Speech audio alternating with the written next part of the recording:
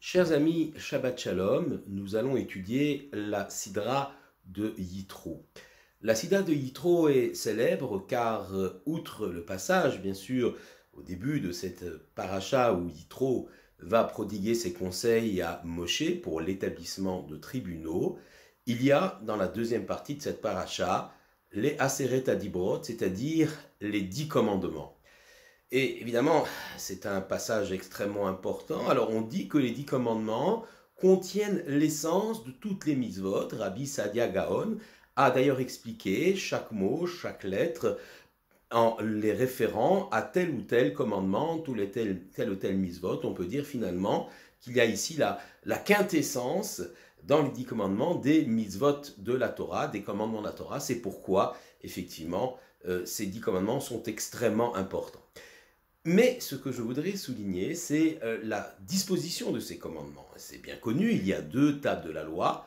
La première qui contient les mitzvot ben Adam la makom, les commandements l'homme vis-à-vis de Dieu. Et la deuxième table comporte les mitzvot ben Adam la chavero, les commandements donc de l'homme vis-à-vis de l'homme.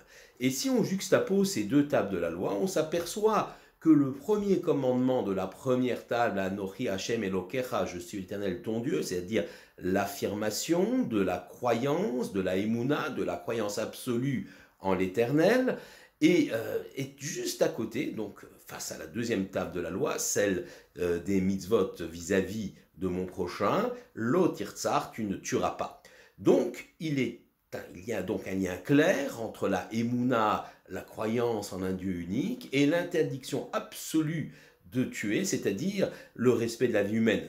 Petite parenthèse concernant l'otirtsar, dans le cas où effectivement l'assassinat, la haine est gratuite, l'assassinat, on peut mettre également dedans toutes les exactions pouvant être commises contre les êtres humains, il y a donc un respect absolu de l'être humain qui est nécessaire.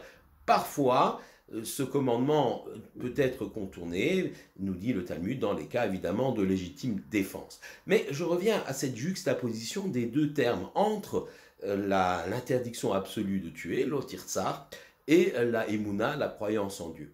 Eh bien, on a là ici un garde-fou absolu contre le fanatisme, toute forme de fanatisme. Combien de religions ont assassiné, ont tué au nom de Dieu, au nom de l'amour de Dieu. Et très récemment, nous, peuple juif, avons été la victime du plus grand pogrom de l'histoire depuis la Shoah, depuis la Deuxième Guerre mondiale, celui du 7 octobre, perpétré par le Hamas. Et je voudrais rappeler simplement que les bourreaux sont venus, pire que des animaux, en criant Allahu Akbar, c'est-à-dire en criant voulaient faire leurs exactions, leur meurtre au nom de Dieu. Donc là, ici, il y a un garde-fou. Nul ne peut être croyant en Dieu, ne peut prétendre se tourner vers le Tout-Puissant s'il a des intentions meurtrières, s'il ne respecte pas l'être humain. En d'autres termes, à travers le visage de l'être humain, à travers sa neshama, son âme, il y a aussi une possibilité de percevoir Dieu. Je ne peux pas percevoir Dieu seul, je ne peux pas percevoir Dieu moi tout seul en faisant fi de l'existence même des autres. Je ne peux le faire qu'à travers d'abord le respect de la vie, de la dignité d'autrui, mais aussi tout simplement par le fait que j'interagis avec autrui et que cet autrui finalement, parce que lui aussi porte une âme, parce que lui aussi a des qualités humaines, eh bien, me fait également penser et renforce ma émouna, renforce ma façon d'aborder le Créateur. Donc, il y a effectivement cette juxtaposition des 2 éléments. Nul ne peut se consacrer à Dieu uniquement s'il n'a pas la volonté de se consacrer aussi aux hommes.